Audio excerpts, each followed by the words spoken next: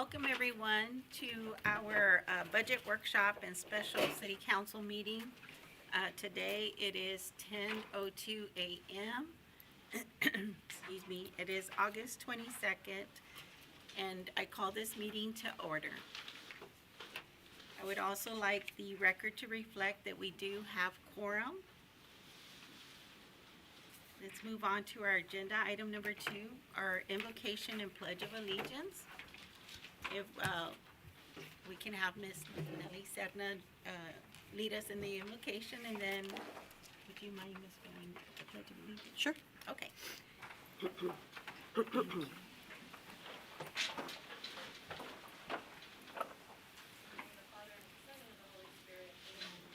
Sovereign and loving God, we give you thanks and praise for all your blessings. Send your Holy Spirit upon us and open our hearts and minds to hear you and follow you. In Jesus' name we pray. Amen. Please put your right hand over your heart. Repeat the pledge. I pledge allegiance to the flag of the United States of America and to the republic for which it stands, one nation, under God, indivisible, with liberty and justice for all. Thank you. Thank you. Thank you, Ms. You're welcome. We'll move on to public comments.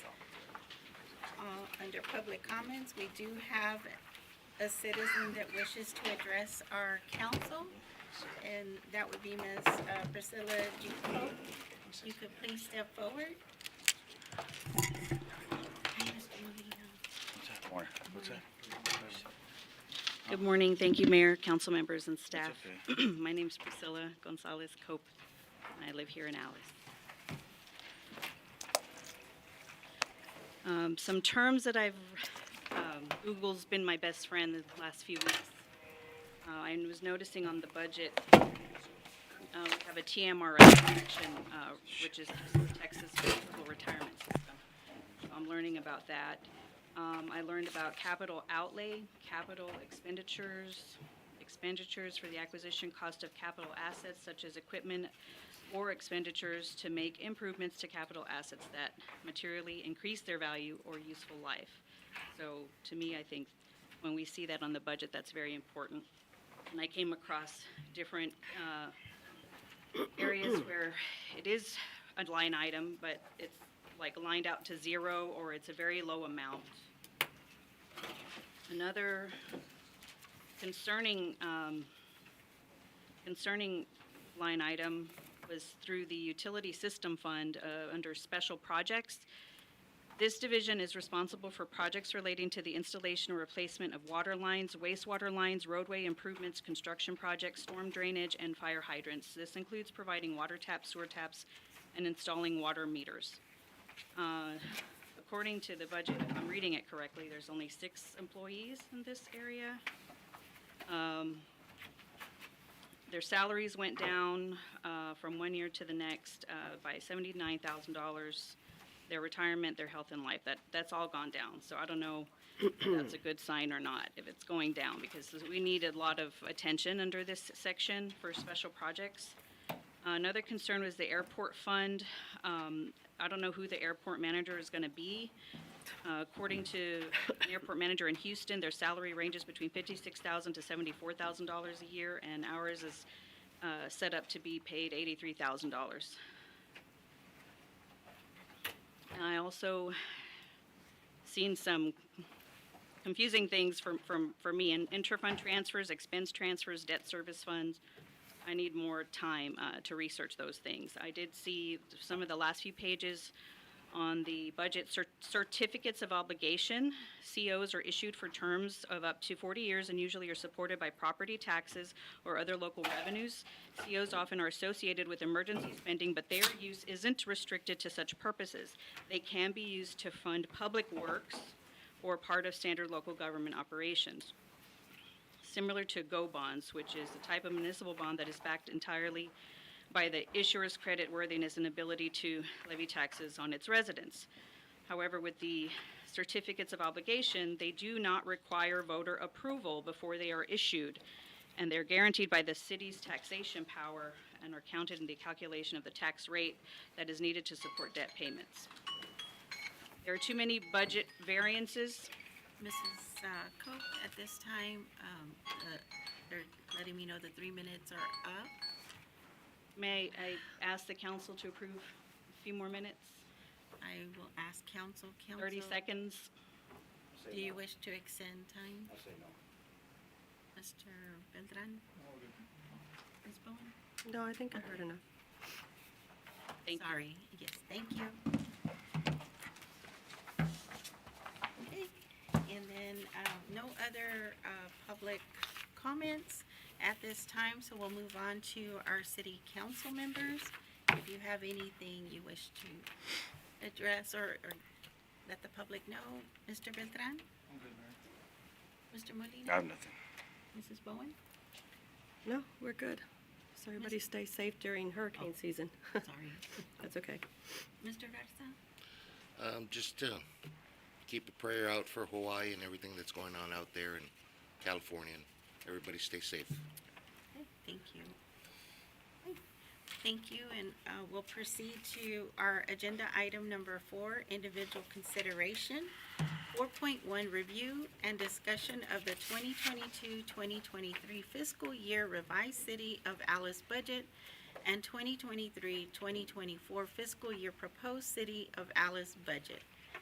4.2 is discuss, consider, and act upon taking a record vote on the proposed tax rate on the City of Alice fiscal 2023-2024 budget, and if needed, causing publication of notice of public hearing and setting the date, time, and place for public hearing on the tax rate.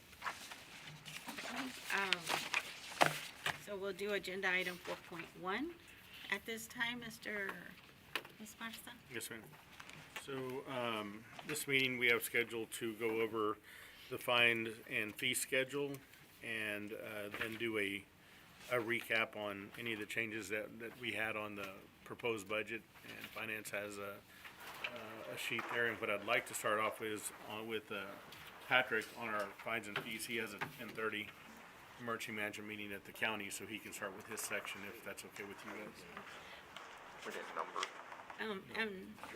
Mr. Esparza, for clarification, I know we were just given this today, so where would we find council would kind of see, Well, that's- is it in red, or what is, What's in red are the changes. any changes? Yeah, and this is in the back of your budget book, Yes, the schedule, and then the changes are the ones in red that are Okay. getting proposed. well, I know where the fees, I was just asking Oh, about yeah. changes, Yeah. okay, Yes, so ma'am. that we'll know, okay. Thank you, I'm sorry, Mr. The only change that we have on, that affect my department is there's some reinspection fees and there's some fees that we weren't charging what it was costing us to affect that inspection. And so what happens now, we increase that fee to be able to balance it out. So what it's costing us to make that inspection happen is what we're charging. And that's on the third page. This is on inspections. Okay, thank you. So there's different types of fees, and basically what we did is we increased all of those fees that cost us, basically we just rolled over that cost, what it cost us to make that inspection happen.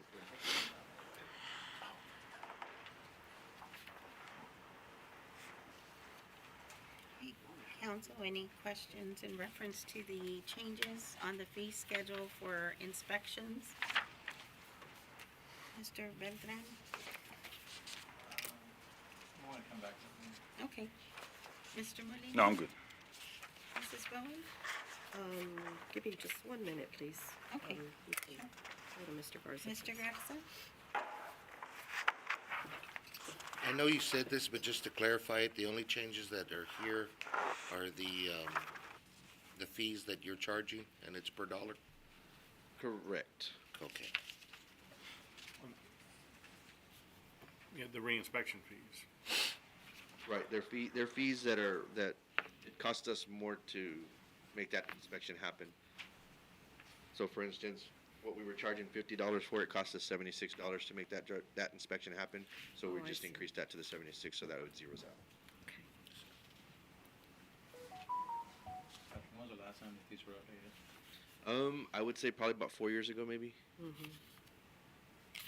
Right, Terry, is that correct? Yeah, I We- don't think I know all we of them touched were a little bit affected. Some of them, it might have been even longer than that. But like Patrick said, basically what our expense is for those inspections, we're just kind of breaking even on that portion of it, yeah.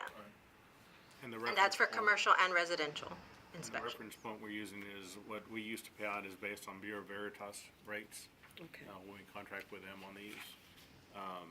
And so we use that for the same for our electrical contractor and building, inspector. And that's the standard rates that we pay out, so we're making it a pass-through. So right now, we collect sometimes less than we have to pay out. Electric inspection fee was 50, now it's 76.20. 76 for residential, 125 for commercial. Correct.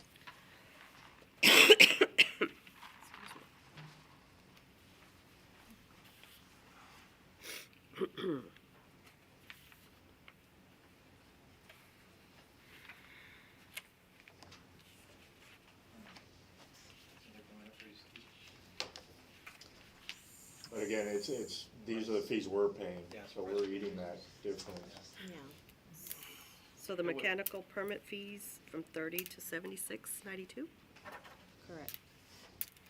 That's it.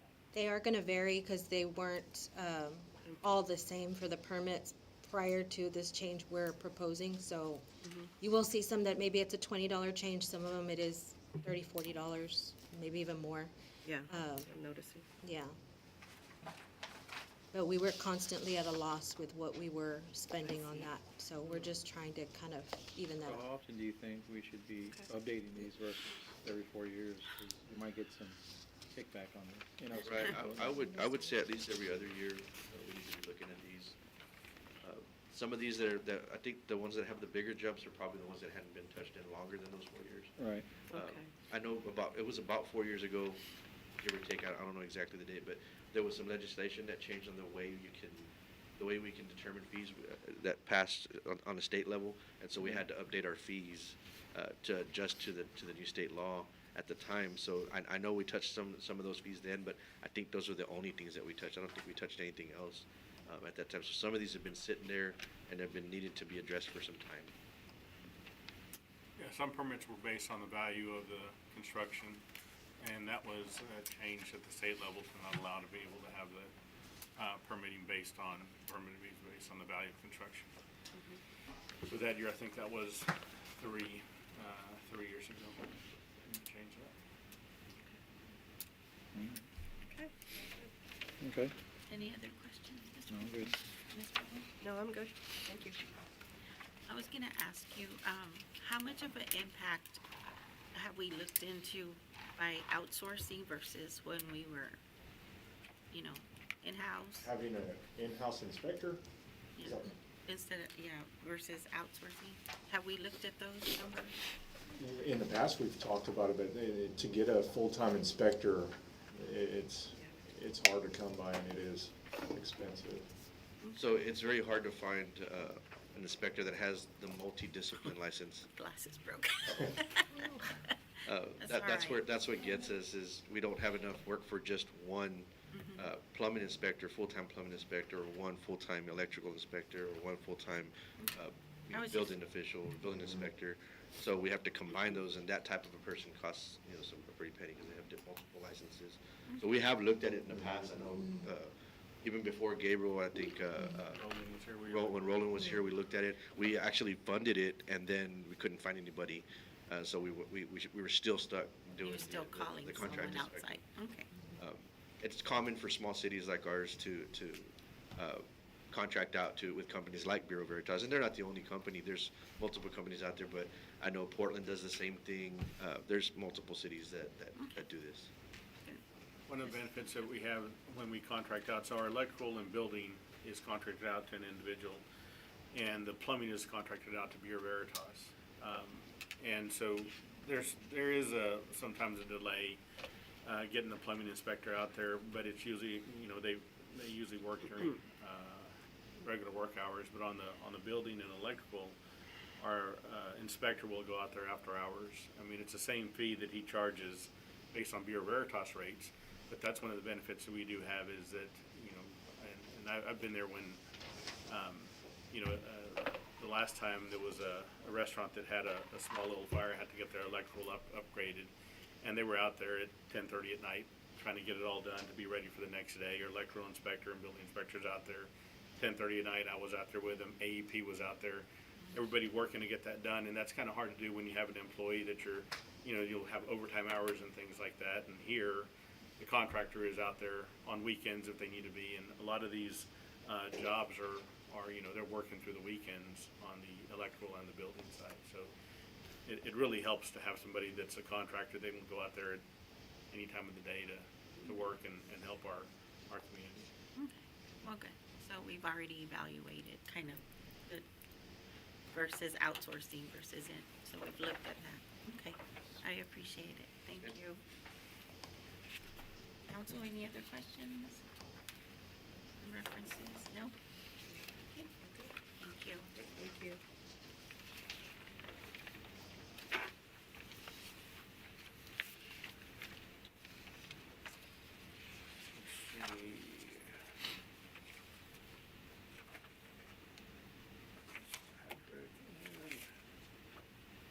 Is Jay here yet? Is Jay coming? Maybe we'll get him over here. We'll start at the beginning then. Let's look at the, the meters, the meter tampering. Okay. On page one, the only change that we're doing is we're differentiating the fees for tampering from meters. We're gonna keep meter tampering alone at the fees, and we're adding actual city water line tampering. And I believe, we'll be doing it like so. Yeah, so right now we have a, one fee, and there's a difference between, to be clear, we've talked about this at length, because there's a couple issues that can happen right now. So if somebody tries to bypass a meter or break a meter, that's one kind of, activity. Then there's, when we pull a meter, there's still a cutoff there, because there's a water tap. And, we have main lines running through, then you have a water tap coming off the main line, and then there's a cutoff. And so there's times that somebody can access that, dig and find that water tap, and they can kind of turn it on. That's another type of activity. But another one that we've had, it happened, I know it's happened once, and, or is attempting to happen, was where somebody will actually try to hot tap our water line to take water. And that's where it becomes a much bigger deal than just opening a cutoff already. And so that's why we're separating a violation fee for tampering with the water line. We kind of used to just call it meter tampering all across, but that's a bigger fine. And so we wanted to put a $1,500 fine on there. Now we're going to have to, John, this will be done through the ordinance when we pass the budget, right? This will take effect. Yes. Doesn't have to be anything separate from there. Well, yes, however, we just recently had an issue come up with the police chief and the adoption of certain changes to our fee schedule that you all had done, I think, last year. And, we could adopt this as a separate ordinance. It just, stylistically, yes, you can adopt it as the budget. It just makes it easier for certain people if there's a separate ordinance. We dealt with it, we were able to find it, we presented it to them and their Okay. council, and everything was taken care of. But, So, either way, however we move forward on when adopting the budget, we bring a separate ordinance, we can do it at that time also. Just for clarity, but we did want to add that because of the severity of the type of activity it is. It's not just turning on a cutoff, it's actually digging, finding our main line and trying to saddle it and tap it. And that's kind of the only change under the utility side, metering side. Council, any questions in reference to this change? Mr. Benton? Nope. Ms. Bowen? No, thank you. And Mr. Garza? No, ma'am.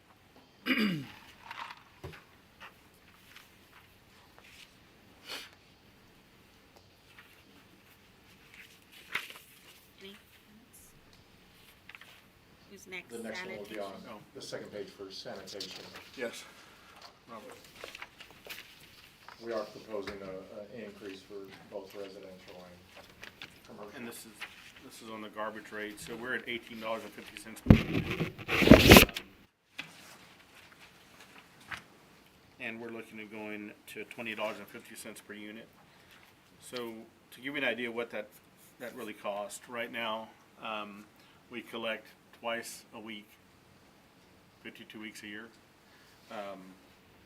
And so it's $2.13 every time we pick up that garbage can and empty it. And we're proposing that to go up from $2.13 to $2.37. Still pretty low to be able to collect garbage. You know, the most recent city I looked at, I believe on the garbage collection, they were doing once a week. They just contracted though with an outside company. They were at $30.50 a month, but it's once a week. So it's like $7 every time a truck goes out there and empties a garbage can. And so really that's $2.37 is not a lot to try to replace vehicles, wear and tear, and everything that goes into that item. But another thing that we're going to be looking at, and I think I've talked to a couple of you guys about it already, and Robert Gett, our director out there, we've had several meetings, but we're going to try to look at the potential, this fiscal year we'll be looking at the potential of trying to enter into some type of recycling program. It's in the preliminary phases of it, but you know, one thing that if we were able to do it, any trash that we remove off our regular container is trash that's not going to go out to our landfill. So, you know, and just round numbers, I don't know what our numbers would be, but round numbers, if you drop 50% of your garbage collection and turn it into recycling, then that doubles your life of your landfill. So it's something to consider, something we're looking at. You know, I think we're kind of the right size city to be able to make something happen, as opposed to some other cities that are a little bit larger. They may have bigger challenges, maybe different costs. But there is some things that we have to consider. You know, it would be an additional truck and additional containers. You know, we wouldn't be able to mix the trucks we have right now with a recycling truck. But we're going to put together a business plan to try to see if we can make it work, and hopefully, if we could, we would make it work at a no cost, and just change, you know, what we do. And so something that we do talk about is we're picking up twice a week, and I mean some folks do need that twice a week, and but we may not if we had once a week garbage, once a week recycling. They may not need that twice a week because half it's going to go half it's going to go into the recycling side. And if some people do still need twice a week, I mean, I think that we probably go through some areas and some residences that are, you know, not even half full on a garbage container because it's either a single person or, you know, a retired couple or something like that. And so if you have a family, it is different. A family of 3 or 4 or 5, you may need that additional pickup, but we could look at having 2 cans at that time. So something to consider. We'll be working through that, you know, this fiscal year, trying to see if we can come up with a proposal and change some of the things that we're doing to help, one, you know, also extend our landfill, but to protect what we can on the environment side too. But right now, this is what we're looking at, a slight increase just to be able to actually, that whole increases would go to debt service for some of the trucks that we're having to purchase. Okay. Council, any questions in reference to sanitation fees? Mr. Benford? Not to sanitation, but to the point Michael brought up about the recycling. I really like that, and I think it's a good idea. Hopefully we can get something going on that. Mr. Molina? Mrs. Bowen? I think it's fine. Regarding the recycling, you know, like I told you, whatever I can do to help, do research, I'll help you. I know you guys do a great job when you come bring something forward. Appreciate your time in it. Thank you, Mayor. Okay. Mr. Garza? Good, thank you. Okay. Right. Okay. What else do we have here? All right. Nothing else on that? Really, is it, let me see, I think that's all we had That on was it, other than golf the golf course. this morning.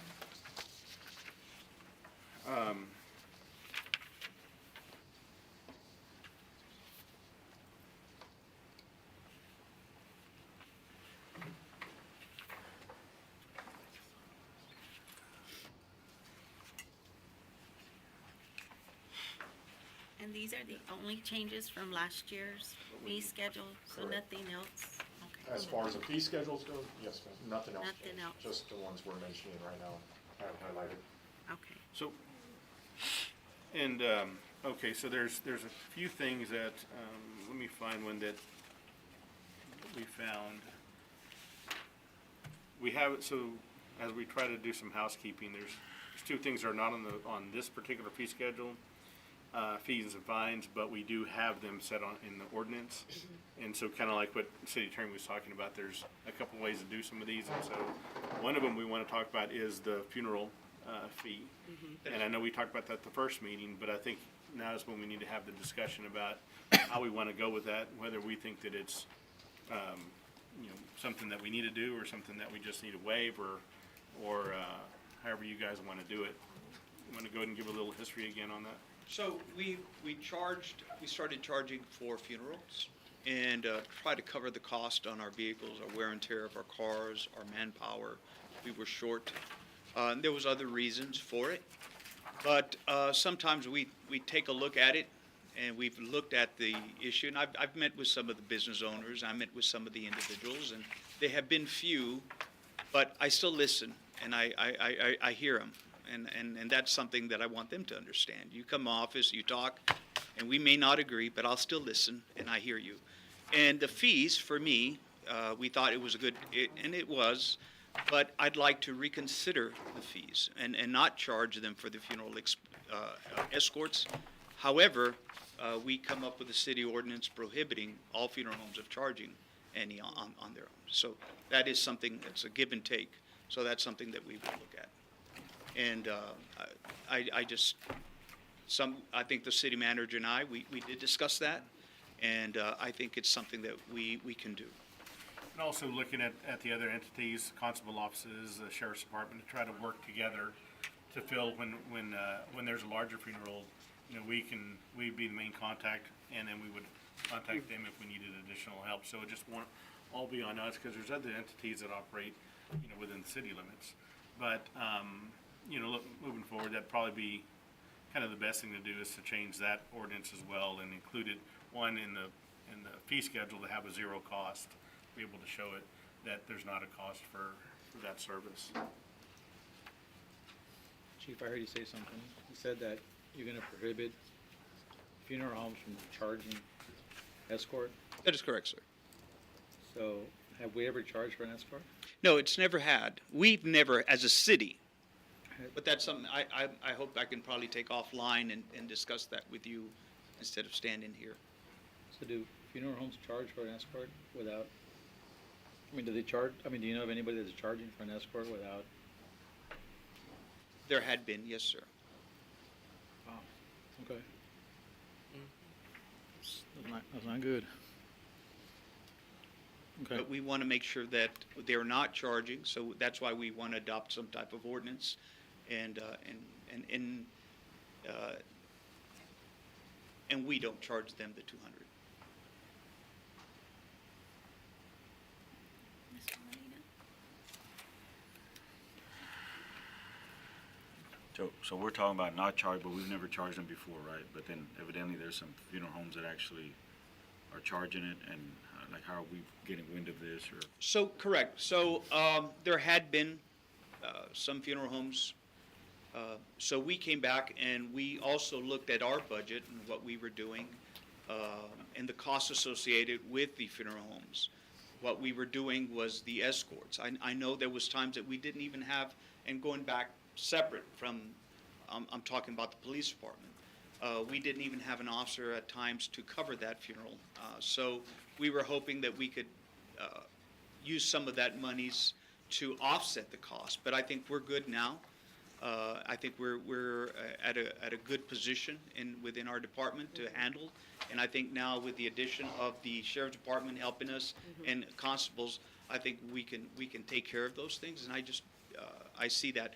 But upon reviewing, going back to your question, this would be our first year, 2022, that we charged. Going back, there had been times that they were being charged. Yes, sir, before we ever charged. And is there like a written rule as far as a partnership between like the county and I guess the? So it was something that was done out of,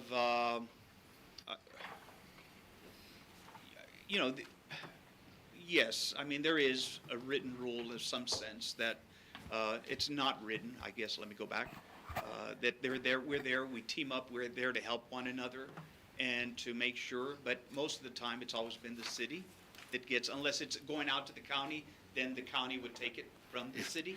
Chief, if I can interrupt you just for a second. Mr. Molina, you're absolutely correct. For there to be a binding agreement, it would have to come before you all. It would have to be some type of interlocal agreement. And right now, it's just basically a gentleman's agreement where law enforcement has agreed to assist one another with things like this. Right? They assist each other with several other things Yes. that's out there. They say, I got But your six. But for this in particular, there's nothing written that says that anybody has to help us regardless, right? Like you're saying, a lot of times it's just y'all. That is correct, sir. So this ordinance would hold, how would we keep a watch on the funeral homes, or how would we watch those fees, or, I'm just kinda curious how we're getting around this ordinance deal. So that's something that we would have to really sit down and discuss with the funeral homes, especially once the ordinance is passed, and maybe have some type of checks and balances on our end as a city to be able to make sure that they're not. And I think that's something that council. If I can interrupt you again, basically, for it to be legal enforceable, it would be one of those things where we'd have to say they could not charge for assistance from city services Right. or police officers. And so it would be incumbent upon the individuals, if they get charged this, to say, hey, why am I paying? You know, how do we publicize that? We publicize it through our meetings, through our website and those types of things, and through our postings online. I wouldn't think that we would have the regulatory or mandatory ability to go in and search their books to see exactly what they're doing or not doing. But if somebody made a complaint, you all could, in the ordinance, you all could put a violation of the ordinance to be, a certain level misdemeanor and fine the offense if you wanted to. And so Okay. that's curious. generally the way the enforcement would go. And if they are, then the individuals that are charging and not paying, for instance, if we have the ordinance in place right now, the fee in place right now, if somebody's charging and not paying, then potentially that's a fraud conducted on somebody that's having a funeral. And that's not a very nice thing, right? And that would grow to other criminal charges regardless of whether or not we had an ordinance against it, so. Right. Yeah, I think it's a good thing that y'all are helping out. That's all. Thank you. Thank you. Mrs. Brown?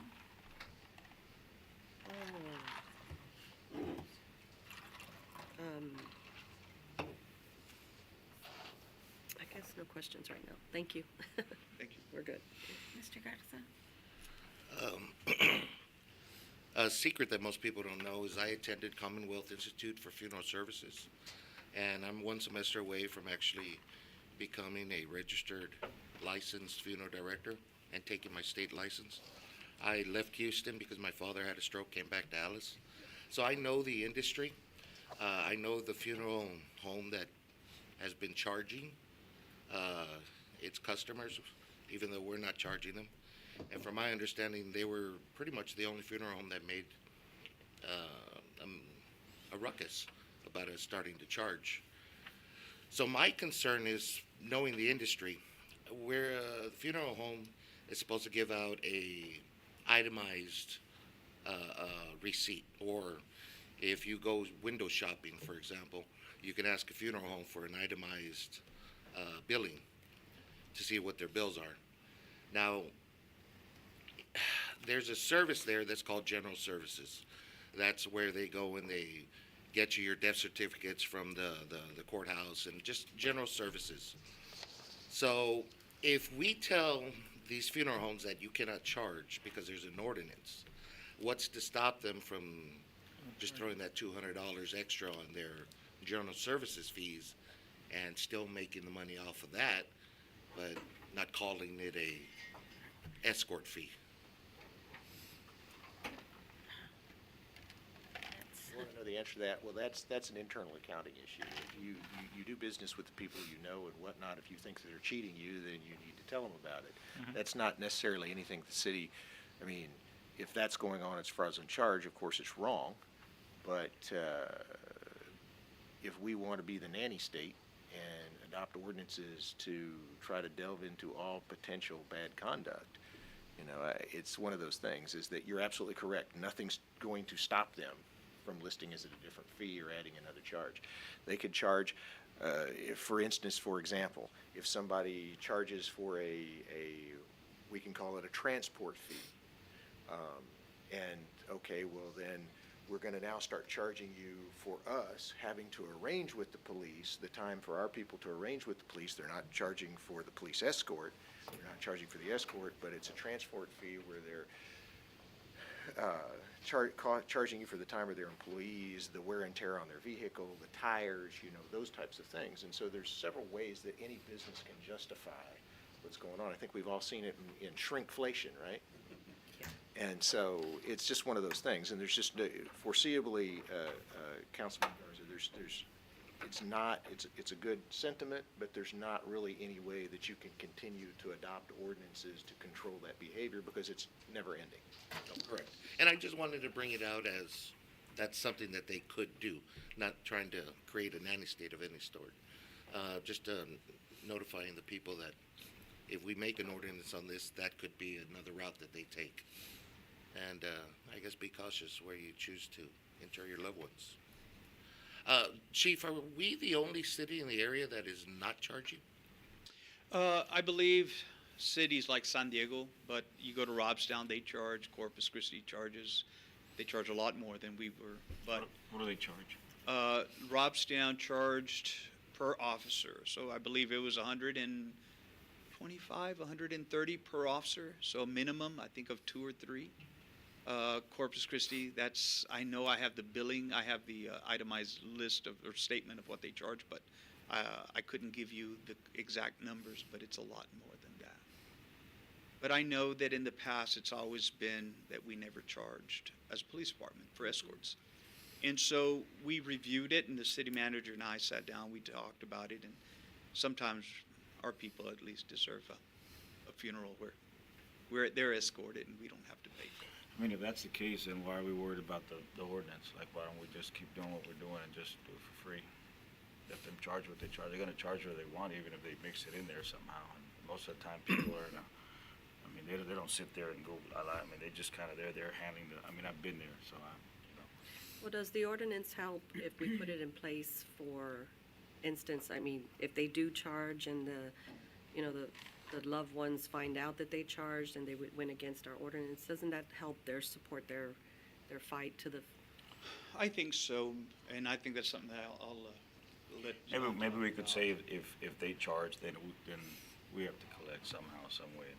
From them? Versus you From the can't do funeral homes? this or whatever, because I'm sure there's funeral homes that don't charge, you know, but. Correct, there are. You know, That's There are interesting. funeral homes that don't charge and that have, but there are others that have. Right. And so if you do, then, there's gonna be a fine if we do find out, right?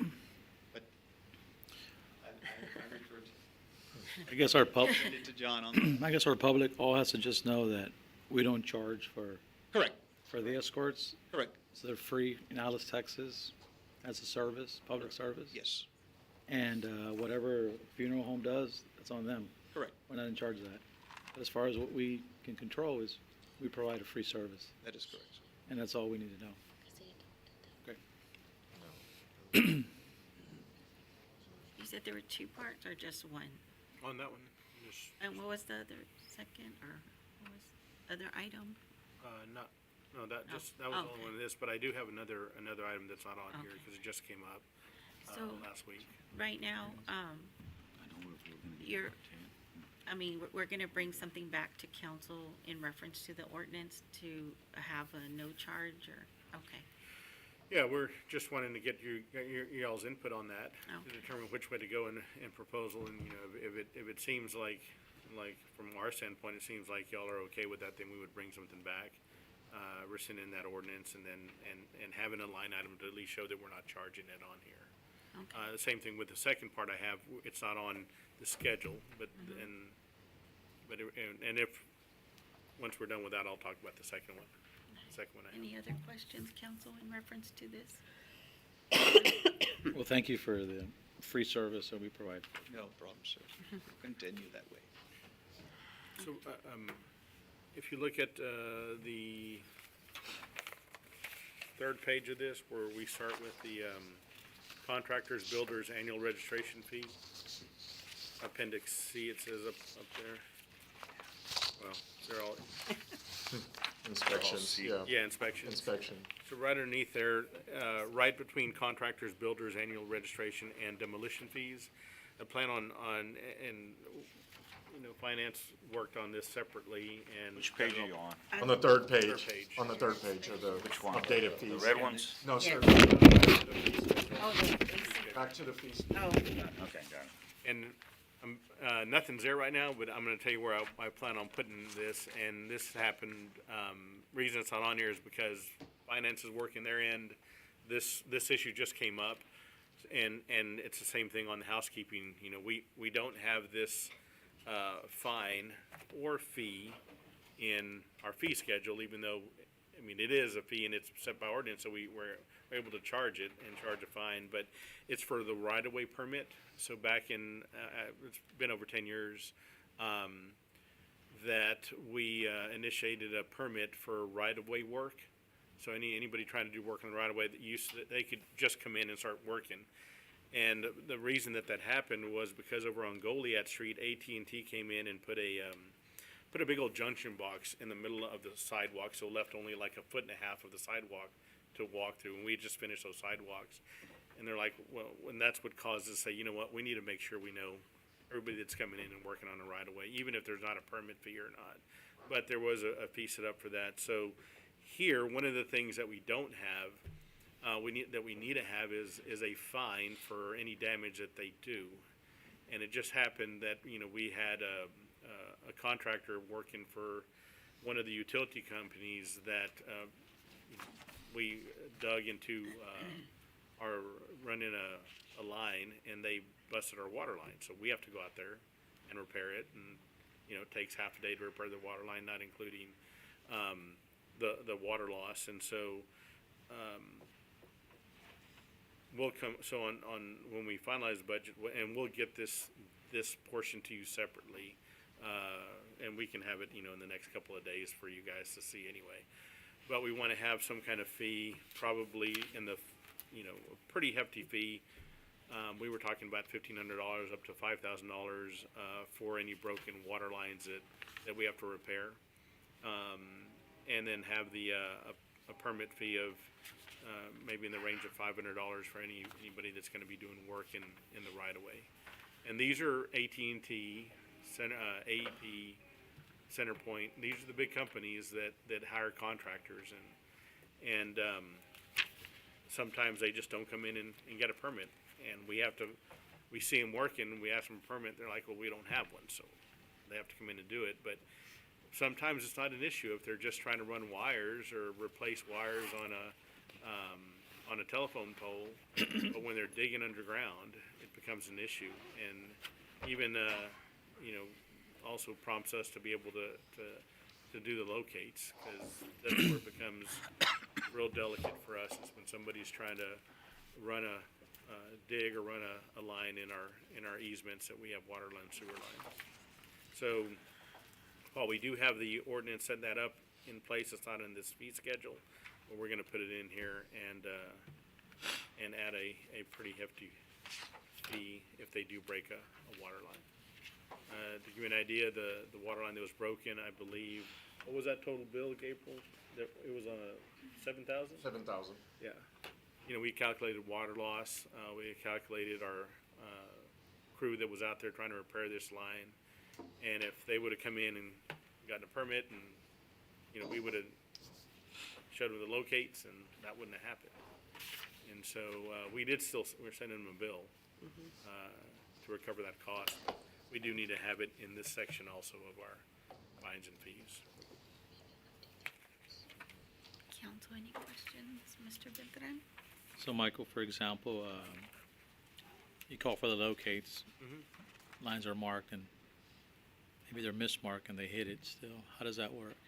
If they're mismarked, I mean, we would probably take more responsibility on that end. And, but, you know, the case that we had here, over on, Energy Drive, they didn't haul it in. Right, So we didn't have a chance to mark it. right. Okay. Mr. Molina? I'm good. Mrs. Bowen? I'm good. Mr. Garza? So if somebody breaks a line, we already send them the bill. So this will be an additional fee on top of it. No, we calculated a bill based on cost. This is gonna be like a minimum charge, like, this is a fine, actually, just for the mistake that they made by not, you know, calling us and, you know, thinking that they could just start digging in our, I mean, they have easements also, but still, you know, we have water and sewer lines into the ground. There's, fiber, you know, it's probably not a whole lot compared to, if somebody like Centerpoint, let's say, is their contractors digging and they hit a fiber line from AT&T, you know, I mean, that could be like a $25,000-$30,000 cost. And so that's why they're, you know, usually pretty careful, but, yeah.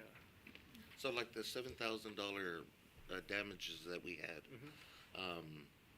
we would just be trying to get the 1,500 or No, 5,000 out well, of fees? no, it would be an actual cost. This is, we're looking at a fine to be able to say, this is your fine for doing that, and then we recover the actual cost on top of that. That's what I wanted to hear. Okay, that's perfect.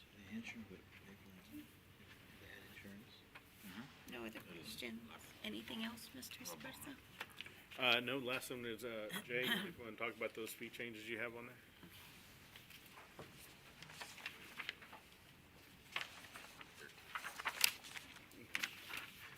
Just a couple of changes. There are tournament fees, high school tournaments, and we have another organization, which is the STPGA. They have tournaments here. It would just, you know, because they charge, like STPGA charges right around $65 per person, right? So I just figured we could up our fees a little bit and just kind of help our budget. And they're not unreasonable. Corpus Christi charges STPGA right at $25 per person. So we're thinking 13 and 18 for 18 holes. 13 for 9 holes, 18 for 18 holes. And now that the golf course is in a little bit better shape, we are getting a little more interest in them having tournaments here. So I figured it was reasonable, so we could start charging that. Council, any questions? Mr. Garza? No, ma'am, no questions. Mrs. Bowen? You said that, for instance, for the high school, it's $13 per person, Per person, per game, per tournament. yes. Okay. The one time, $13 for the one game? Yes. Okay. Just want to make sure.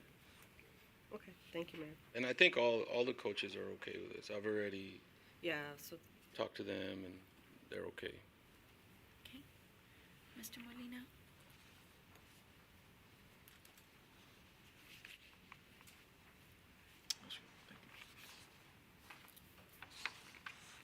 So what's the fee that's changing, Jay? The tournament fee, Just tournament fee? yeah, adding that's it, nothing else. Green fees, everything's the same? Yeah, everything. new Which are green fees. It's the tournament green fee. But only for schools and STPGA. wait a minute. And they're usually on Mondays sometimes the STPJ will have some on Thursdays. So, you know, those are our slower days. So it kind of gives us an opportunity to make them into a reasonable revenue generating day. So, you know, I estimate we should have about between October and March, we'll probably have about 15 of these events.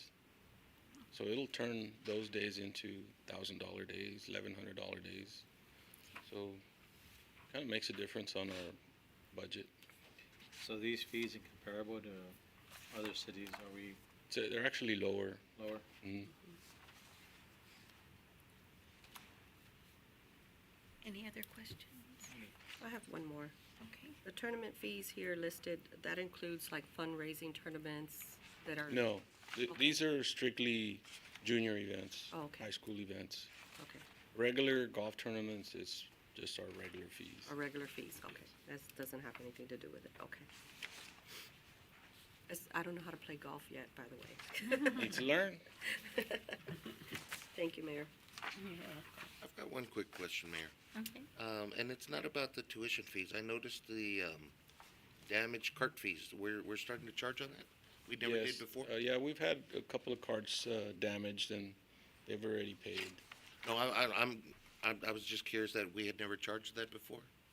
Not really sure in the past, but These are brand new, right? we're seeing that in, you know, we're educating the golfers every day, but some of them don't listen very well. Yes. No, it's a good thing that So we are we just need charging. to start collecting. I'm glad that you're doing that. Thank you for that. Yeah, appreciate it. Are these leased golf carts? I think we're buying them. We're buying them, time right? around. Leased Leased to to own own. or something like that? So it's not in any maintenance agreement that we have? If Not they're- for that, it's common wear and tear right now, not for Okay, I that just type of wanted to make damage, sure right? that No, ma'am, it wouldn't be covered. citizens know that. Okay, thank you. Some of the damages are just, I mean, they're going over dirt and stuff like that, right? So some of it is just common wear and tear, and we're seeing a little bit of that, you know, so we're already addressing that, so Okay, should be okay. Now that we won't, whatever's reasonable and just normal wear, and if something breaks just 'cause somebody rented the golf cart, then, you know, we're not gonna charge them for that, right? But, we're taking a look at that. so these almost all the fees time. are actually costs that the driver caused at the time that it was under? Yeah, we've had a couple of canopies, like, completely broken off, right? Well, they move fast, and then people drink out there, so. No, they do they get after They're it. out there having a Brand good new, time. nice. Or when they Sometimes didn't make too the good of hole, it. they hit it with the golf? But, you know, and that's gonna happen because there's more play now, right? So the chances of that happening are gonna go up, so. Okay, thank you. Thank you. That's true. That's all on the fines and fees. What we wanted to do now is just do the recap of the changes. Finance will go through those, and this is on that first sheet that you have revised, or the proposed 2024 changes are on the bottom. Okay, we can start with the changes that were done to the revised budget, and I did put, I did break it out by fund and the page number where you can, look back at the change from the original proposed budget that was given to you. So on the general fund revenue, we did increase electrical permits. We received some TDM FEMA money for some COVID items that were not covered with the first round of money. So we did receive that this fiscal year. We increased some dog pound fees, Jim Wells County dog pound, impound storage fees. Some expenses that we increased for the general fund was the levy maintenance, 22,000. We added 28,000 for a new software for the codes department. And then We did add 5,000 for a grant for the library. We did receive the grant, so I showed the revenue. I needed to include the expense as well. Any questions on the general fund for revised budget? Council, any questions? And Mayor, Council, if you go to your packet, this packet, these changes all reflect on the summary. Okay, So if you go to your general fund, that's where you'll find them. So that way you can follow.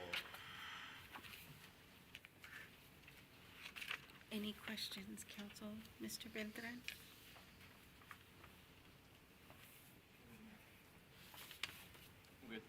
I'm okay. Okay. Mrs. Bowen? Thank you all for working on the changes. Appreciate it. Mr. Garza? The $28,000 for the new software, how much were we paying for the old softwares? It's a new software, Oh, so we hadn't paid prior. Okay, all right. No other questions? Thank you. No? Okay. Okay. Okay. Next, for the utility fund, we did add 100,000 for the disposal services, and this was just based on what we're at currently and then the minimum billing for the rest of the year. We were able to increase the water revenue just based on current numbers. Also, we were able to increase the water tap fees just based on where we're currently at, and the sewer revenue as well, just based on where we're at. Now, for the expenses on the water plant, we did decrease the raw water purchase just based on what we've spent year to date and estimation for the next 2 months. And then we did add the AWA contractual payment that was overlooked. And that's it for the utility fund revised changes. Okay, council, any questions on utility fund? Mr. Garza? No, ma'am. Mrs. Bowen? No, thank you. Mr. Molina? I'm good. Mr. Beltran? I'm good. On the AWA contractual payment, you said what was that? It was just overlooked. It was Overlooked. Oh, okay. It just Okay. was not entered. Next is the airport fund. Yes, the only change that we made for the revised budget was a mower that was purchased for the airport. So we added that expense. Council, any questions on the airport fund? Mr. Beltran? I'm good, Mayor. Mr. Williams? I'm good. Mrs. Bowen? Nope, good. Mr. Garza? I'm good. Okay. Okay, next we have the golf course fund. We increased the revenue for the memberships and the sale of city property just based on what their current revenue is at. And then on the golf course improvement fund, we did add an expense of $10,500 for a John Deere Gator that they purchased. Okay. Council, any questions on the golf course fund? I'm good. I'm good. Mrs. Bowen?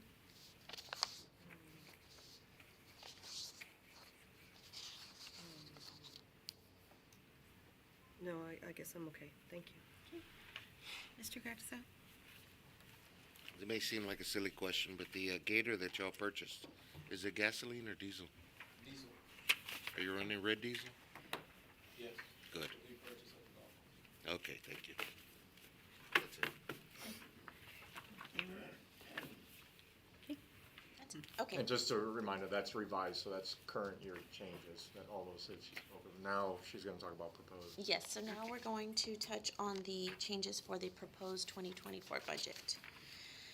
So, starting with the general fund, I did reduce the current ad valorem taxes to a no new revenue rate, and this was at 100% collection, so that did decrease by $33,372. We did increase the mixed beverage tax, the plumbing permits, just based on revenue. I did decrease a grant from the library. We did not, I don't remember if we didn't end up getting that one. We did increase the dog pound fees and the storage fees just based on the revised revenue. Now, we'll go on to the expenses. These are quite a bit, so I'll try to go quickly. So on the city clerk, we did remove one stipend from the city clerk, so that decreased, of course, salaries, FICA, and TMRS, which is our retirement. For the civil service department, we reduced the civil service director's salary to be even with the deputy civil service director, so they're now even. So it was a decrease there, so it, of course, decreased your FICA and TMRS. And then I did notice one thing while working on this. The FICA and TMRS was hitting a different department, so we went ahead and corrected that. Next, we have the Command Center Emergency Management Department. So what we did here is we moved this stipend that the employees were receiving to this department. So you'll notice it's added here, but we'll subtract it out of their departments. You'll see that in a little bit. So this increased salary, FICA and TMRS. Next, in the finance department, we split out the accounting positions just based on skill set and experience. So we requested to differentiate by the title and grade. So you'll notice an increase here for salary, FICA, and TMRS. Next, we have the HR department, and you'll notice the decrease. This is where we were moving out the stipend from here and moving it to the Command Center / Emergency Management Department. So again, it affects salary, TMRS, and FICA. Next, we have the fire department. Same thing here. We moved out the stipend from this department and moved it to the Emergency Management Department. Next, we have the police admin. We did decrease paper in the administration department, and this was something new we're trying with the Lone Star Grant. So we applied for a few items, so we had to decrease it in the departments. Next, we have the support services for police department. We lowered their overtime since we applied for more with the Lone Star Grant. The CID division, we lowered fuel. This is something new we're also applying for with the Lone Star Grant, and travel. Patrol, same thing. We lowered their fuel and travel. This is something we applied for with the Lone Star Grant. Next, we have the Humane Department. These were some increases on salaries just based on an annual evaluation and a new employee, the pay. Next, for parks, we moved out $1,000 community relations to the library, since the recreation is now going to be with the library. And we moved half of the travel to the library just to follow the positions that are going to the library. Next, you'll see the $28,000 for the software. It'll be an annual payment. Next, for the library, you'll just see the community relations and the travel added here. And we removed the expense for a grant. The final expense for the general fund is we increased the golf course transfer just to zero them out. And that's it for general fund. Council, any questions in reference to the changes to the general fund? Mr. Ventura? Okay. I'm good, thank you. Mrs. Bowen? Mr. Garza? Not at the moment. I wanted to ask you, you said we made an adjustment to 100% collection? Is that a comfortable number? I mean, 100% collection? That's what we've been showing on our tax. Trending. We've been collecting. 100%. 101. 101. Is what we've been collecting. Okay. And last year, Sydney had talked about 103 Right. being an average of the past 3 years. With penalties and, so, yes. Okay. And then, when you say, you're gonna try something new with the Lone Star grant, it's already been awarded to us? No, that we grant? applied for it, but when you apply, you can't have it on your budget. Oh, What's called supplanting? Supplanting, so you can't apply for something that's budgeted item. So if we were to have these I- items on our budget and then we get awarded, we wouldn't be able to accept. okay, So, all right.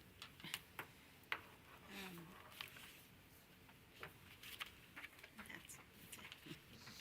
That's it? Okay. Next, we have the solid waste.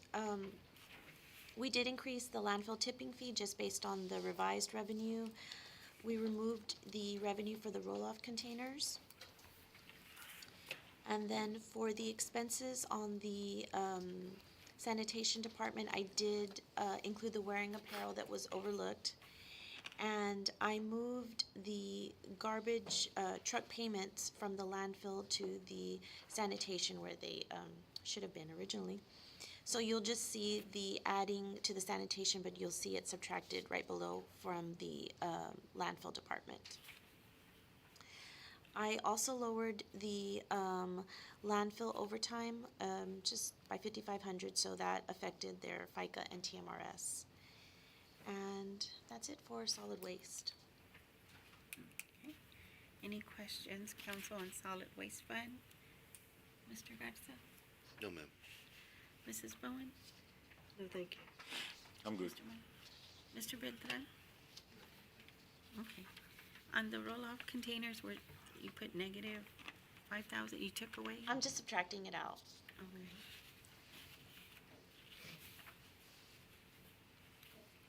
All right, go ahead. Oh, that's, okay. Next, we have the utility fund.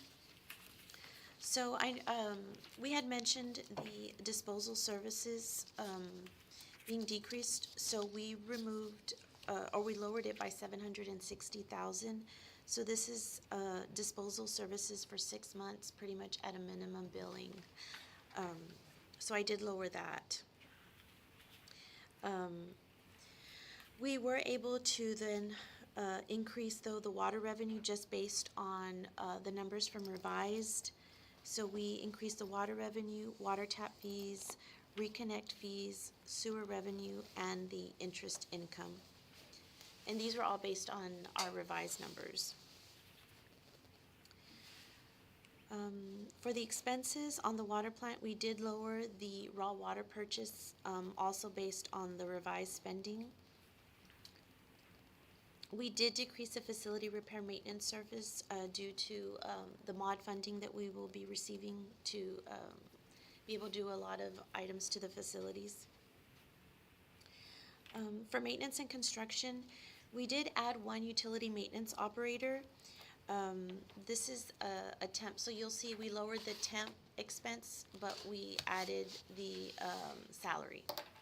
So that affected the salary, FICA, insurance, and TMRS. In maintenance and construction, we also lowered the utility charge-outs just due to all the projects they'll be working on, and then we decreased the cushion sand as well. On the wastewater treatment plants, we did lower the chemicals due to the disposal services being decreased. And we also lowered the facility repair maintenance services, again, due to the mod funding. And we also lowered the environmental testing due to the disposal services decreasing as well. Next, we have special projects. We did decrease their overtime by 10,000, and that decreased their FICA and TMRS as well.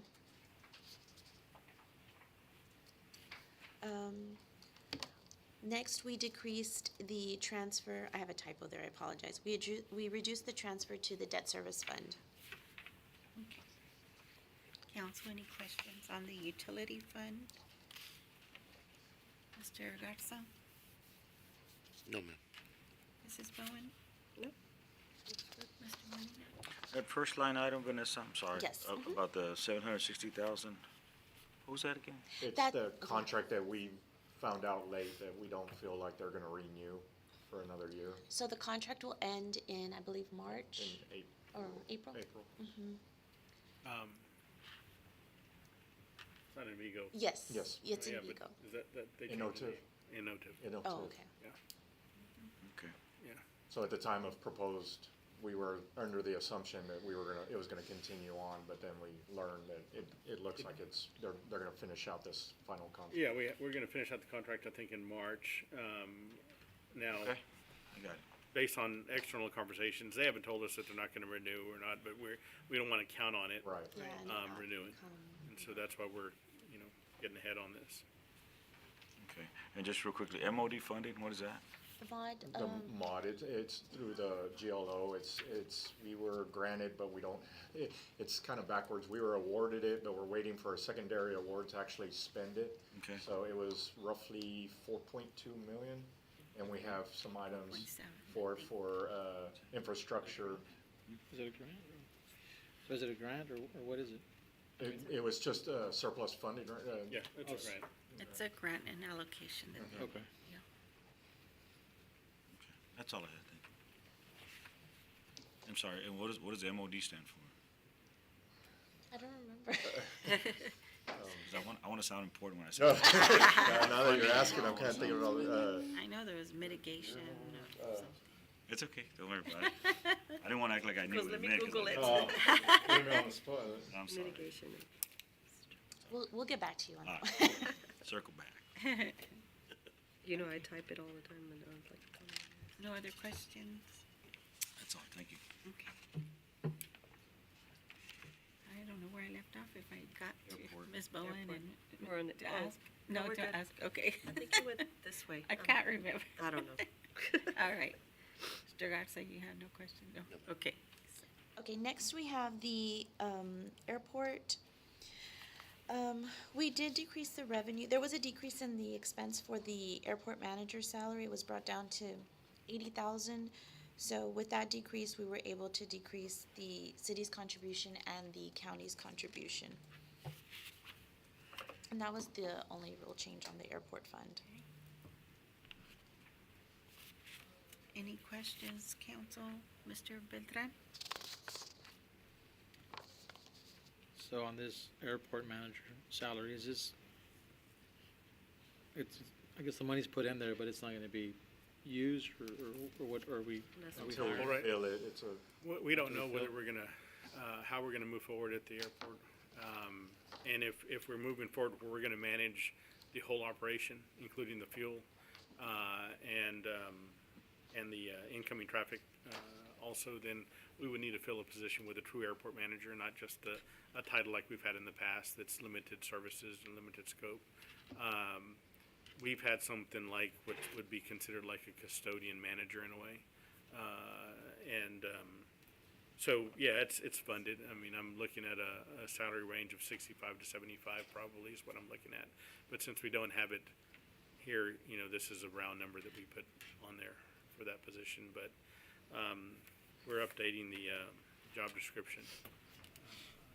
And we'll know maybe in another couple of weeks how we're going to move forward with that. Okay. Mr. Molina? Thank you. Yeah, since we're talking about that airport manager, I know some comments have been made about it, but, there were some comments made about the golf course back at the time when we were looking for a full-time manager, and look where we're at now, right? So, that's all. Thank you. Mrs. Bowen? The only question I have for Mr. Espasa is, this cost that we have here, is it going to justify the duties you just explained? I mean, is it right on with the skills, with that cost? I mean, The cost of the airport manager saying with the yes, duties? yes, sorry. I- With the skills that you just told me, the duties. Sure.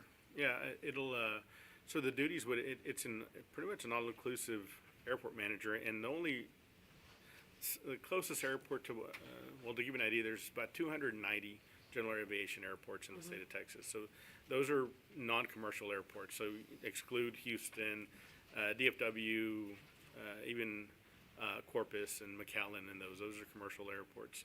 And so those are kind of governed straight through FAA. All the general aviation airports are governed through the Texas Department of Transportation first, and then it kind of goes to FAA. So of those, there's probably, I would figure maybe in the 200, 220 range that are not like us. They're smaller, airports that have pretty much either an additional duty or a part-time manager or a custodian manager is kind of how they would call it. And then there's the ones that are like us in our region. Even Robstown wouldn't be, our competition is like Rockport. And so, we're looking at a full-service manager to handle all the leases, handle the fuel, handle all the contracts that come through, working with all the grants.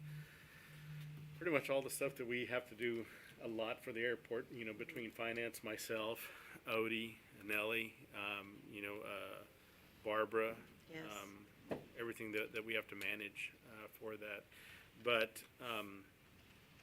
I think that it would be in line with what the duties are and what they would expect and what the work that we would have here at our airport. Well, thank you for doing all that research there, but I just wanted to make sure we were compatible so that we do get, when and if we do look for somebody, get somebody that's qualified and that's, And so I'm working with our current FBO. So the FBO is a fixed base operator. So at any airport, you can have an FBO for a lot of different things. So if you go to a commercial airport, anybody that has a small shop for food or a small, selling souvenirs and things, each one of those could be different FBOs, and they would just be for that particular item. And so our FBO does the fuel and does the airport management as far as all the ins and outs of the aircraft coming in and anything of that sort. So we've been talking to our FBO to see if there's a want to get out of that lease and move forward in a different direction. And so some of the things that why we would want to take it over is we're eligible to use some of the grant money for different things that we couldn't use if we have a business in that location. So, for example, fuel tanks, we would be able to buy new fuel tanks through NPE funds, be able to update a fuel farm, but we wouldn't be able to do it if it was going to benefit a private business. So those things are why we're looking at trying to move forward in a different direction. But, we're talking to the FBO and seeing if how we want to move forward, if anything, and then it would probably be an item that we would have either in the September meeting or sometime between if we needed to act on something. So this is getting ahead, and that's why we're having the airport manager job description, because I'd like to be able to, that needs to be filled first. And then we may also have to do a minor budget amendment to include another additional 2 people, a lineman, to be able to work tie downs and tugs and things like that, and an additional maintenance person. So right now we have 1 person that's actually physically there. We may need to have 3, a manager and 2 others. And but of course that would come before you, and we would have that plan ready to go at that time. wonderful. Well, thank you for all of that, and I think our airport is one of our greatest gems there, so, in our community, it's important. Thank you for all that, appreciate it. Thank you, Mayor. Mr. Garza? Michael, you said that there's 290 FFA non-commercial airports, with roughly around 220 of them I believe. not being like us, so that would be about 70 of them that are. Out of those 70, what is the average pay for a airport manager? Well, it's going to vary. Again, it's kind of a hard thing to gauge, because of those, you're going to have a lot of different situations. You're going to have somebody that could have a salary as an airport manager, but also serve as an FBO as well, to be able to make money off the fuel side or additional service, or maybe even have a flight school attached to that. So it's not an easy thing to gauge. The closest thing to gauge is, like for us, is what is our direct competition doing on an airport manager salary, and that's Rockport. Rockport is pretty much our closest competition, is somebody that has the kind of runways we have, the kind of activities that we have. They have a lot more based aircraft, because of the area they're in, but they would be our direct competition. And so that's kind of a gauge for us is where to be on a salary. Some of the other places would be West Texas, where there's not maybe somebody like us, but they may not have the activity. It may be an additional duty, and then trying to find that also on other cities' budgets is difficult. So one of the reasons also, so you know, we made changes to function sheets. Our budget is probably more transparent than all the cities that I've looked at. I mean, it's hard to find what they spend, where they spend it on. We've been doing this for a long time, and you know, the way we do it, we actually can print out a budget, then we have to go in and physically, manually enter things into our function sheets and make sure that they're all there, and that's why it takes us, takes finance quite a bit of time to make it happen. But trying to find, trying to find that on some of these other cities is difficult, so we just, for getting a salary idea, we use the most local place, and we're a lot lower than what Rockport pays even at that, for their airport manager. I think they're at 117. Rockport's at 117? See, and the only reason why I brought that up is because it seemed confusing to me that their airport manager would be budgeted higher than a assistant city manager. I thought assistant city manager would take more work. But if that's, alrighty then. I just think you're doing everything right now, right? We are, well, yeah. Tired? His team. Yeah, now, it would be a lot more duties, because we wouldn't be, managing the fuel operations is also, it's a bit, the airport fund is a enterprise fund, it's a business type activity. And so it would be managing additional things than what we're doing right now. And that, you're saying if we take over the FBO. Yeah, and then we're gonna have an additional revenue source also, just to know, it's not, we'll have, fuel, we'll be able to, collect for the tie downs or rental on the hangar that the FBO leases right now. And of course, the fuel that's sold, at the airport. I did ask about airport manager last time because I felt Yes, ma'am. it was a little high, but without a job description, without knowing what all Right. those Oh, yeah. responsibilities are, Understandable. it's, it seems on paper, whoa. But if we hear, okay, this is the plan in the future, that it's to operate multiple things, plus help offset some of the management that you currently are overseeing. So anyhow. Yeah, and there's some exchanges. I think Kingsville has like an exchange they have. They have they do it a little bit differently also. So they have an FBO, and an airport manager kind of, and the folks over there also, Yes. yeah. And so they work a little differently, as well. So there's so many different ways to manage these airports, and sometimes it's a combination of a couple of different things. So most of the time, an airport manager's salary on there may not be, it could be part-time. When it's real low, it's either part-time or it's an additional duty. It just or it's- depends on how we structure yeah, and what it's in those conjunction duties with will be. something else. Right. Okay. But it's a very unique position, and not Yes. everybody has it. Like, you're probably not real good at it. No offense. But No, I'm serious. I mean, because that's not it's that's not what you do. That's it's not a what you do, right? He's learned a I'm not lot. laughing. not his I mean, I'm forte. serious, He's learned a lot, though. So, Right. yeah, right, I mean, Learned a right lot. now, NOTAMs, I've got to do the NOTAMs, and a lot of it's pretty technical, and so we have an agreement with Leidos to be able to do that, and I have two ways of doing it. I can get on and log in and do it, and sometimes, and I have to do it, when, Right. late at night, I'm at home, or if I'm driving, I'll have to call in, and if there's any obstruction or anything, lighting that happens, I can call in and they'll enter it for me, or I can do it online and enter those in, but, I have a place that I go to make sure that I'm wording everything accurately to be able to have the airport speak that you need to have in there on those. And the vision is to take it to another level, right? Kind of like the golf course, and Right. sometimes you got to spend money to make money, and I don't think that's unreasonable. And we do have a lot of activity. I get phone calls, so my cell phone is the number that's on there for the airport. So if somebody's coming in, and they have questions, they call me, and so that, you know, that You're happens. also a their lot. air traffic controller. We don't necessarily, so since we don't have that kind of terminal, we don't have an air traffic We controller. don't see it, right? But there is communication that sometimes needs to happen between air traffic control in Corpus and here. And so that would be, yeah, in a way, that liaison for that as well. Well, you're doing a very good job. Thank you for all you do. Hey, Mike. Yes, I appreciate Tell Robert that, right? Horrible job. Robert.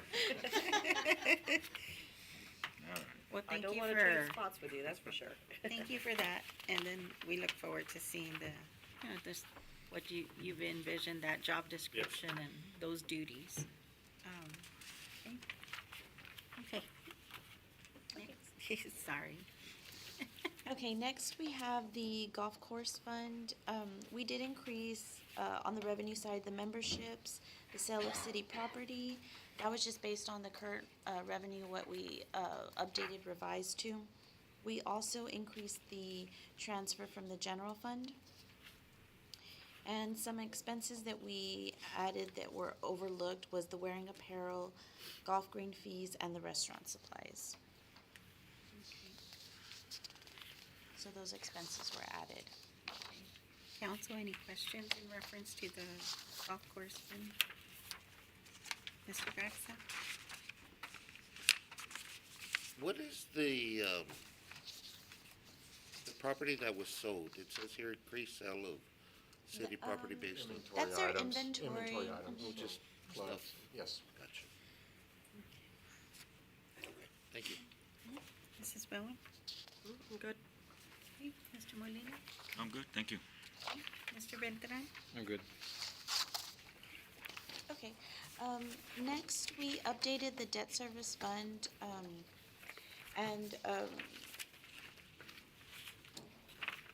it stayed pretty much the same, but it's just, it moved maybe from current, like the current taxes on one bond to the other.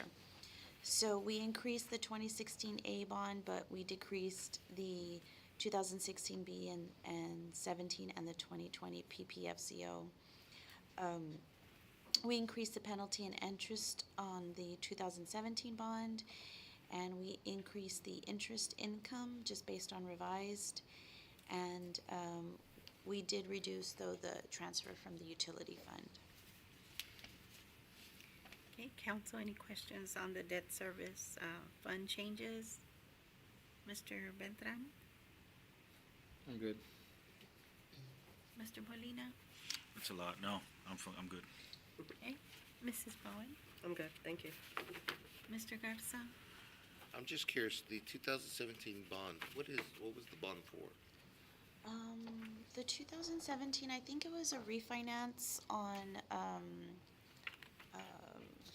I'll have to double check, but I'm not sure if it was a 2009 and a 2000, How dare I you think a not remember? 2014 bond. And that one was a split between, I think, water, wastewater lines and a sell for the landfill. But I can double check. We refinanced a few of them, and I have to double check. That one was a refunding, right? So, So you got better interest rates?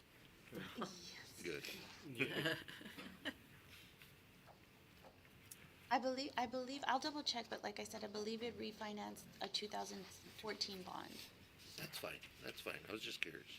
Get me in trouble. Our board.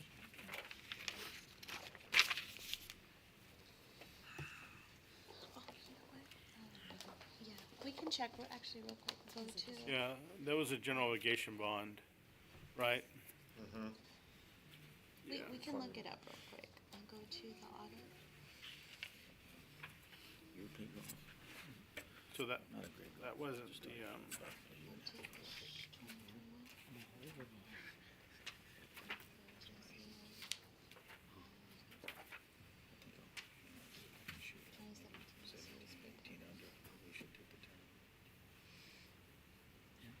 so that wasn't that sewer project that we did, because that was a CO and not a GO. No way. Sewer project. It was a 2009 and a 2007 bond. So the 2007 was water lines, wastewater lines. It was that, I believe, the 9.7 million bond. Okay. And then the 2009 was, I believe, the split between the, oh no, that one was, I believe, more water and wastewater lines as well.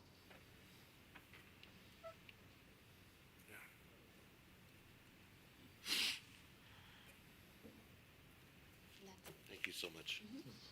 Good, Mr. Garza? No other, okay. Can you explain to me again, just, like this, when we increase, we decrease, and it's in debt service fund, So this that kind of kinda changed throws me because off a little. when we did the original proposed, we hadn't sent the tax information yet to the Oh, appraisal okay. district. So this was like, okay, we already got the information, this is how it's all, so that's where it kind of. I got you now, changed a little. okay. Sorry. Thank you, that's all right, I was like, okay. All right. Next one is landfill closure. Yes, on the post-closure, we, had removed the transfer, coming in from solid waste, so I just removed it on this side. I had done it on one side, but not the other side. Okay. And that's it.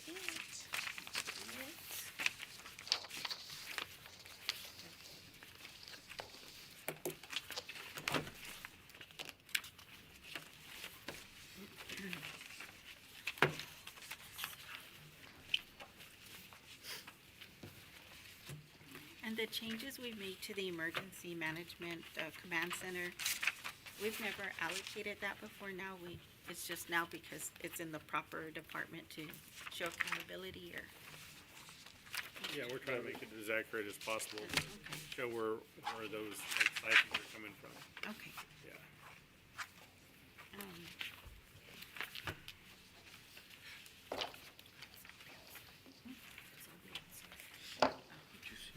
Oh, wow. It's rain, coming down hard now, the rain.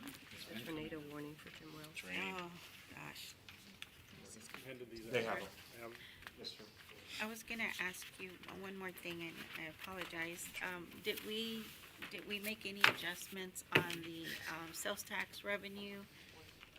To make we're still at the, what was it, We're at 590? 590? Okay. And then, you said 100% collections on that's the only change? Okay. And everything else stayed the same, correct, then? Other than what you, Other than what she presented. what we talked about? Right. Okay. All right. No other questions, council, in reference to the changes or revised changes? Or proposed changes?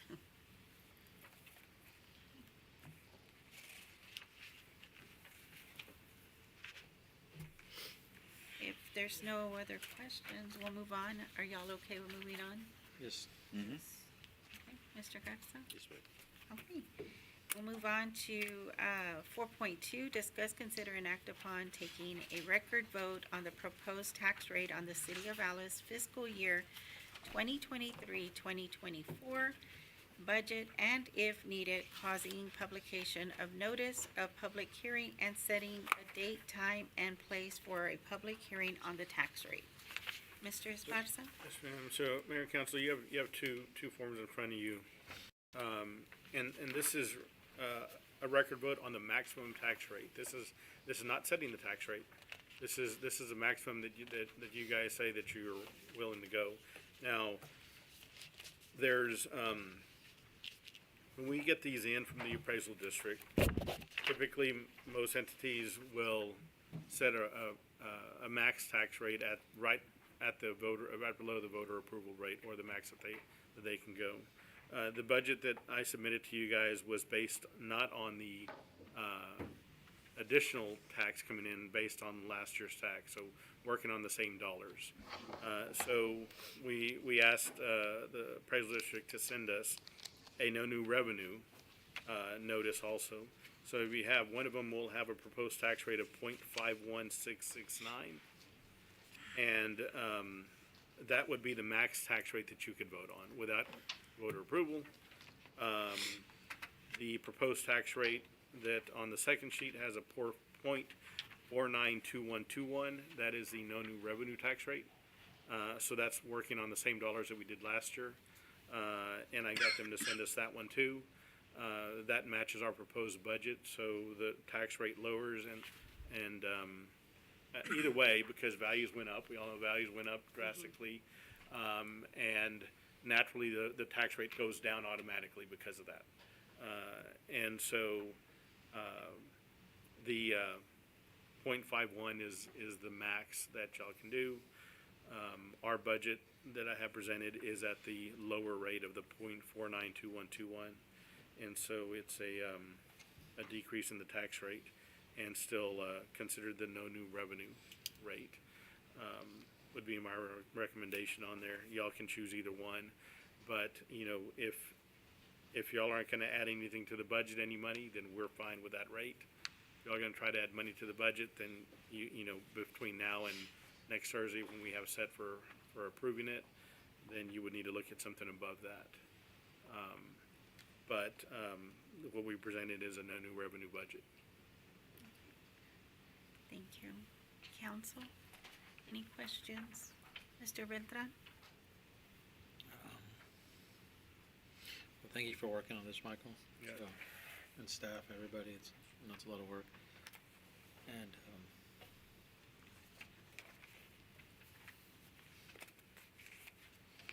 I know taxes have always been an issue, so, with everybody. And we'll definitely look at these and make a decision, so, thank you. Mr. Molina? But today, we're just setting the max. Setting the max rate. Got it. And our budget allows for you to set the lower rate of the 0.49, 2121, and that is a record vote for you guys. Well, I know in the last 5 years that we've been going through this, we always just basically move the tax rate to adjust to our ad valorem or what we have coming in, so, or those property values, so, we're not changing anything, right? The whole concept of no new revenue, right? That just Right. tells us that we're not changing anything. Right, Other and than now, just lowering it. and so one thing to consider, and this is where, if you have a growing economy, I know, it used to be called the effective tax rate, now it's no new revenue. If you have a growing economy, you get additional property on tax rolls, you get more money. And so, here, the additional, you know, they increase value, so actually that changes it, lowers it, but, you still, with new property, get a little bit more money coming in because there's new property on tax rolls, Right. people that are building. But it is still the same dollars from the same tax base as last year. So it's not, an increase. It's, stays the same, but the rate does lower. Just so everybody understands that. But thank you. Mrs. Bowen? No, I think I'm okay. I understand. Mr. Garza? I like the idea of no new taxes, but, that's it.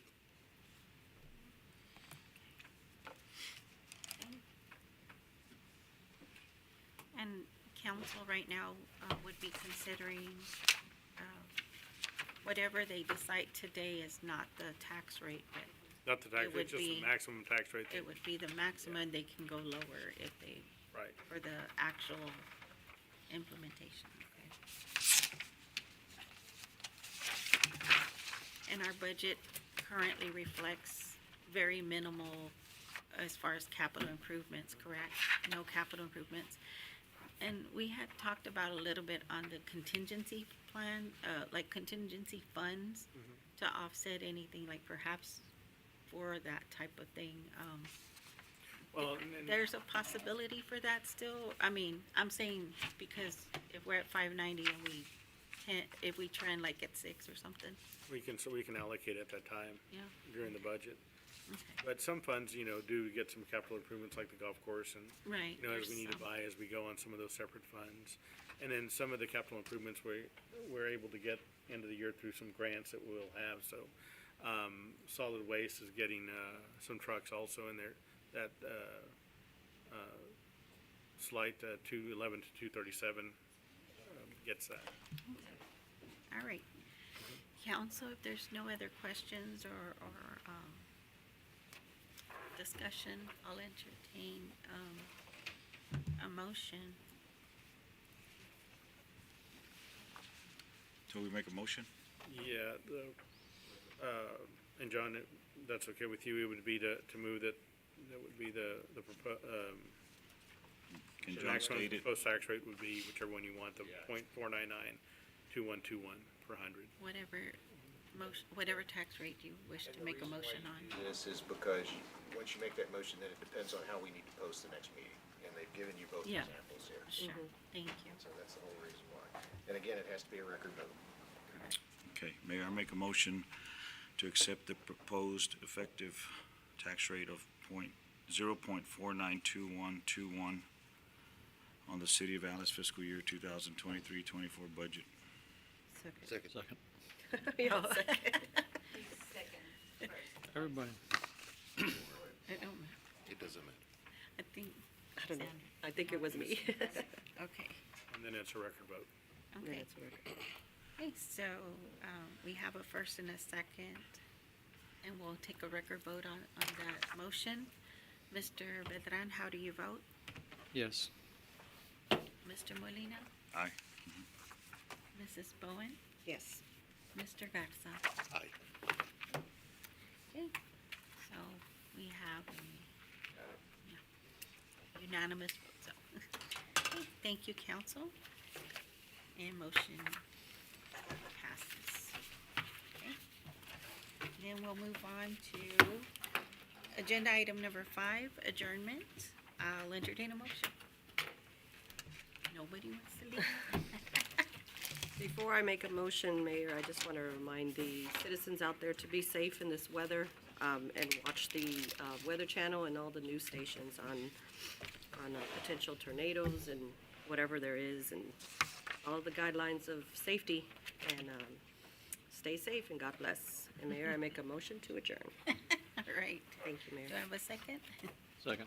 Okay, we have a first and a second. All in favor, say aye. Aye. Okay. Meeting is adjourned. It is 11:44 a.m. Thank you.